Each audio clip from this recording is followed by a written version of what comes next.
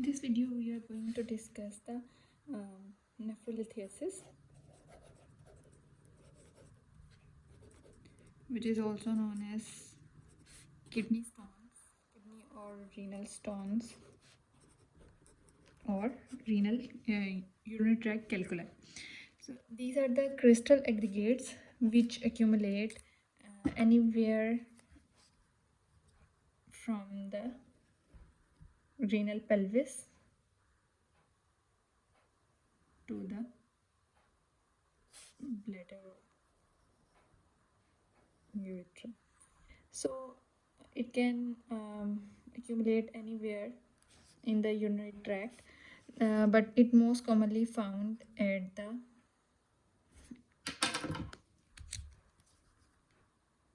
pelvo-ureteric junction, at the pelvic brim. This is the second spot, and the third spot is uretrovesicular junction. So these are the three most common sites at which these accumulates and cause obstruction of the urinary tract, due to which the fluid accumulates and causes the hydroureter or hydronephrosis.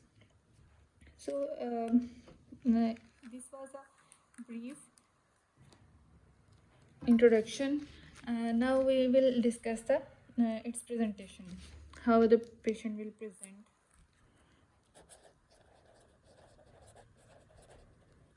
So these may be the asymptomatic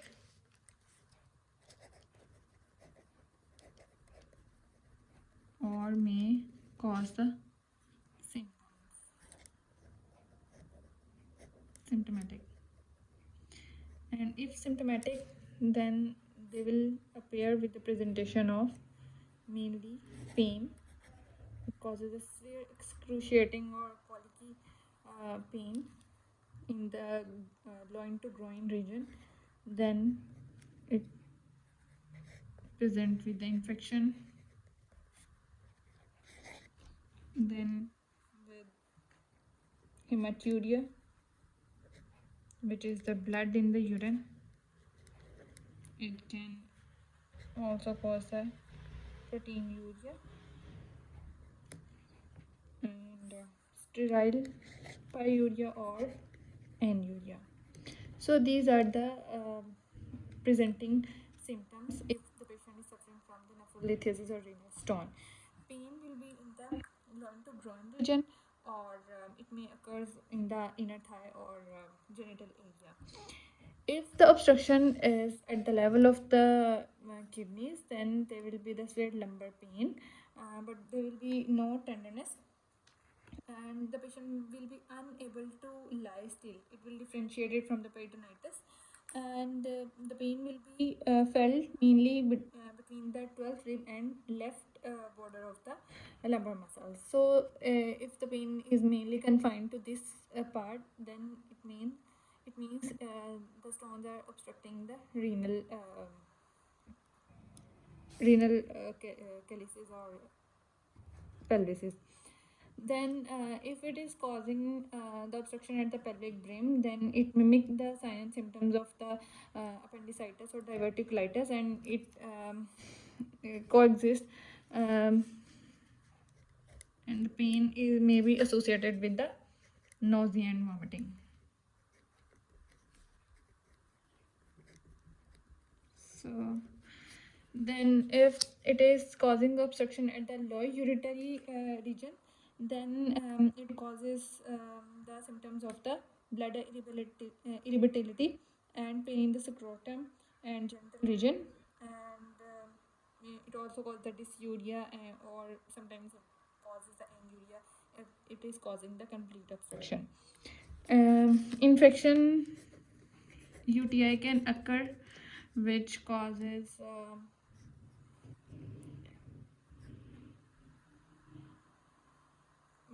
the pyelonephritis,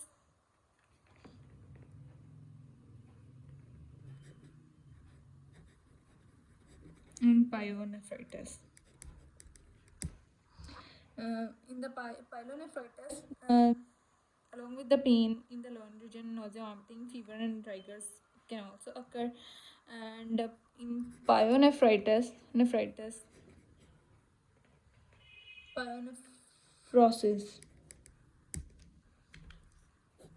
there is the infected hydronephrosis.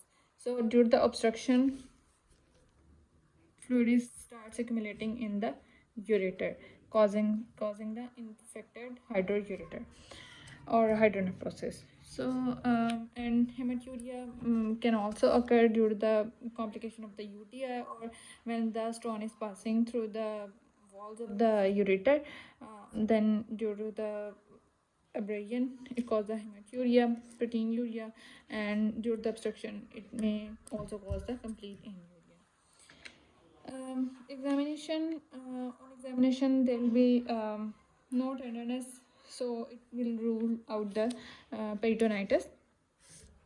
The investigation to be done are: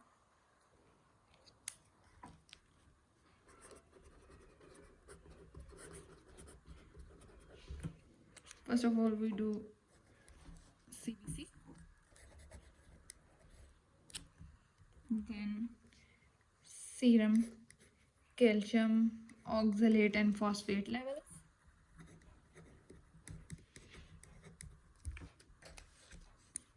Then, depending upon the history, we do the serum uric acid level tests. We perform the urine dipstick test, which commonly comes positive for blood. We can also do the urine culture and sensitivity test.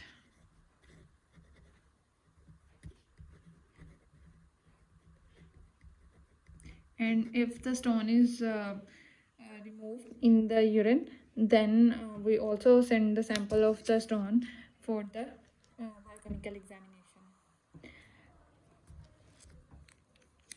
Radiological investigation I perform, which is the ultrasound, abdomen and pelvis,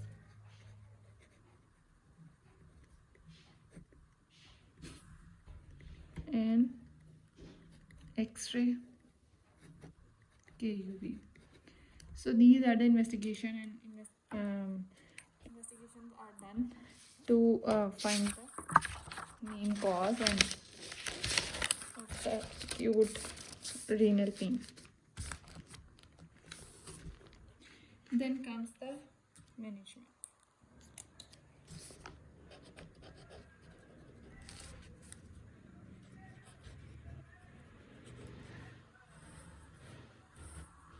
First of all comes the emergency management. First line is to settle down the pain, because the patient is in the severe pain.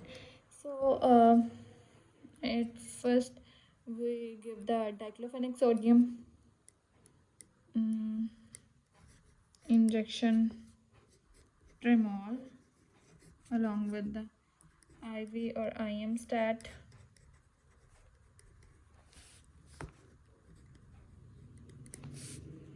Then we give injection Gravinate, IV or IM stat.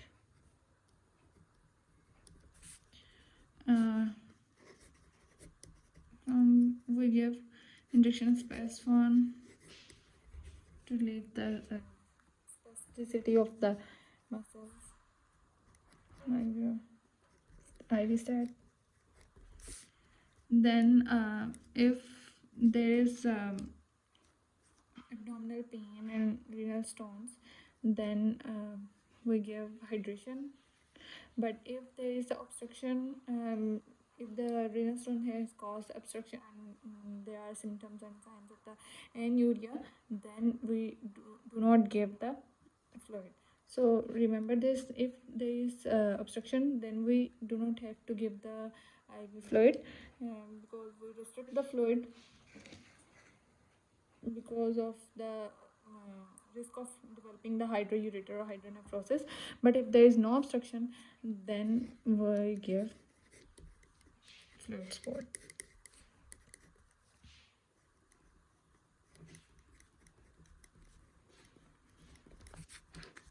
And this is the first line management. And if the pain does not resolve with the tremol and gravinet, then give injection kins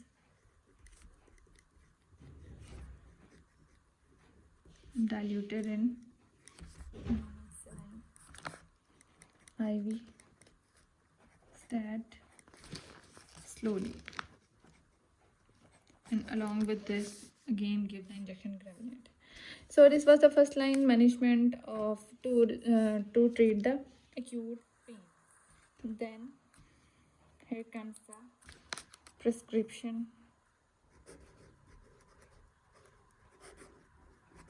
medicine for renal stones.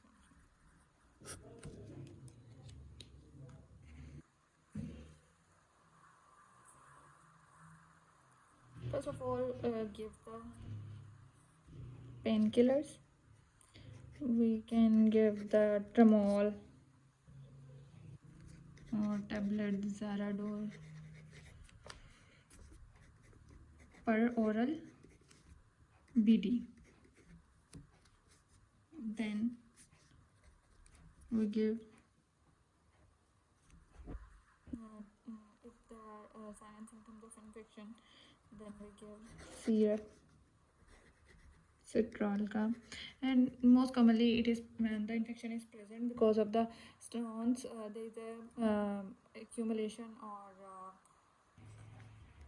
flow back of the urine, which due to the stagnant flow, urine accumulates and there are increased risk of the urinary tract infection.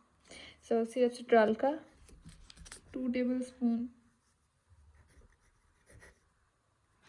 TDS with some water.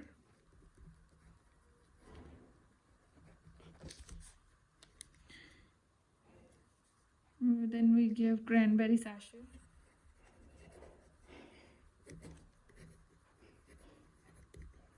in half glass of water.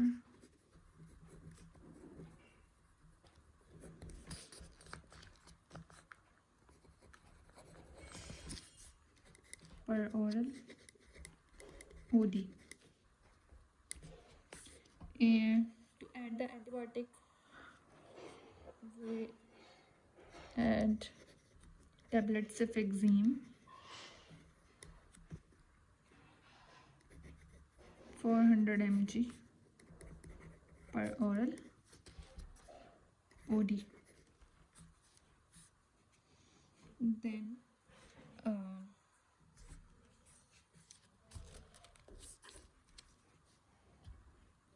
we give tablet blockers, tablet tamsuline 0.4 mg OD. Tablet spasfon, additional painkiller BD if the pain is severe enough. Then we give tablet Denzen DS to resolve the edema and inflammatory changes per oral BD, and tablet Lithogen DS BD per oral. So this was the general management of the renal stones, and further medication is given according to the specific stone. If the stone is due to the increased uric acid levels, Then we give medication to decrease the uric acid, consisting of the fiboxystat, xanthine oxidase enzyme, which decrease the serum uric acid level in the plasma. So we give tablet Urigo per oral OD. Then if it is due to the increased calcium, increased oxalate, and increased phosphate, then we do the dietary management.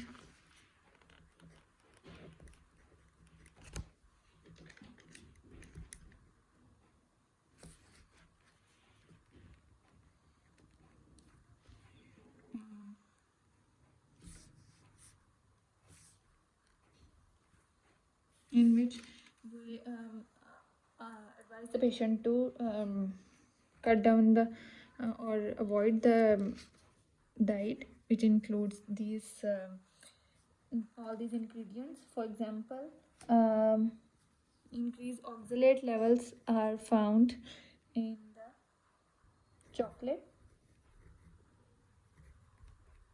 tea, strawberry,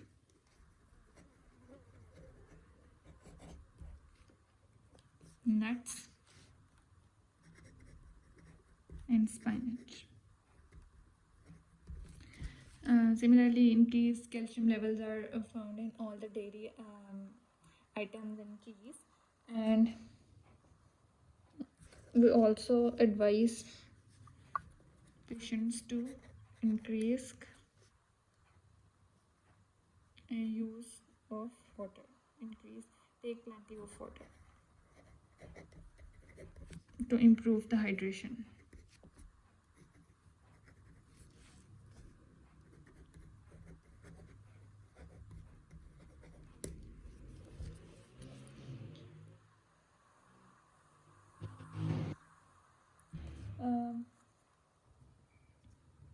Then drugs causing these stones are reversed, which are the diuretics, antacids, acetazolamide,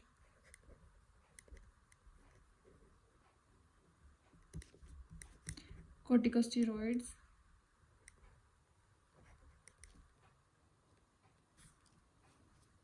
aspirin, allopurinol, vitamin C and D. So these drugs are revised and changed according to the patient's condition. Now we will discuss this. This was the all the management of the renal stones. One point I have skipped, that what would be the final look of these stones in the X-ray findings. Calcium oxalate stone will appear spiky, and these will be radio opaque.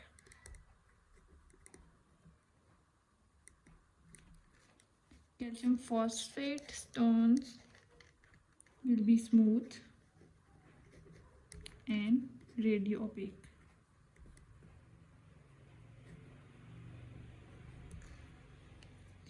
Magnesium ammonium phosphate stone, which are also called true white stone, and these may most commonly occur due to the infection. So in case of these stones, prompt treatment of the infection is done.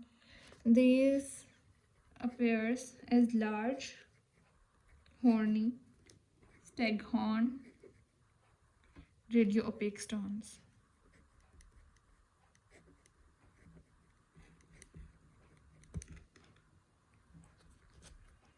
Urate stones will be smooth, brown, and radiolucent.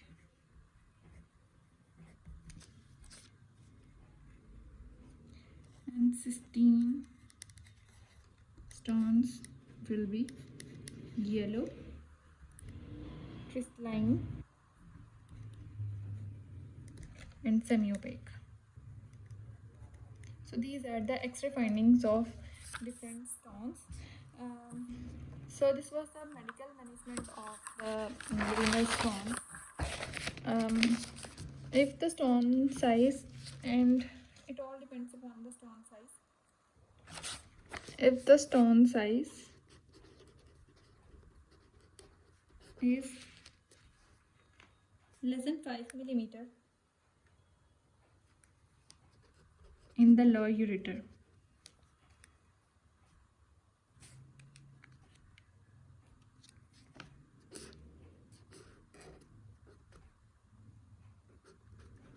so we will discuss it in two forms. A stone size is less than 5 millimeter and it's in the lower part, then 90 to 95% resolves spontaneously. If the pain is not settling and the stone is causing the obstruction or causing the pain is not settling and it is less than 5 millimeter, plus if it is more than 5 millimeter. So in these two conditions, if the pain is not settling and the stone size is more than 5 millimeter, then we do the medical management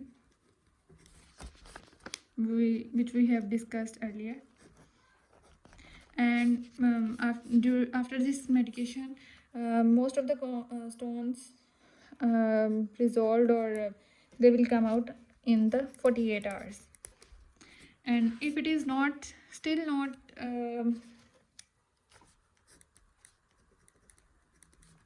pain is still not relieved and stone is not came out and it is less than 1 centimeter, then in this condition we will perform extracorporeal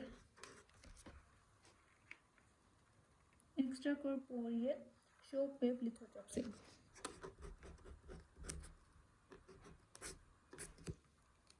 So we will perform the extracorporeal shock wave lithotripsy. In this, ultrasound waves are used to shatter the stone, and after these stones will came out spontaneously. And if it is still not removed, then we will go to the percutaneous nephrolithotomy. Percutaneous nephrolithotomy, it is a keyhole surgery in which stones are removed when they are large, multiple, or complex. And if the pain is very severe,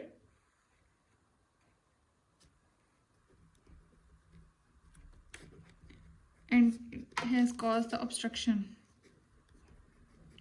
and it is not getting relieved by the medical management, then immediate intervention should be done, and the stone should be removed immediately through the percutaneous nephrolithotomy or through the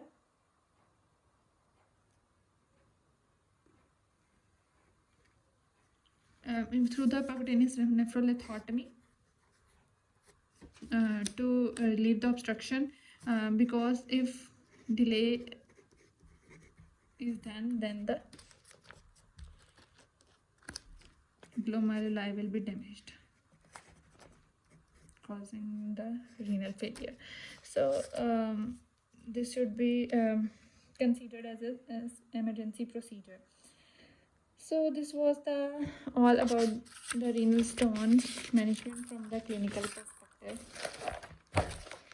If the patient presents with these signs and symptoms, then you have to follow all these guidelines to manage the patient.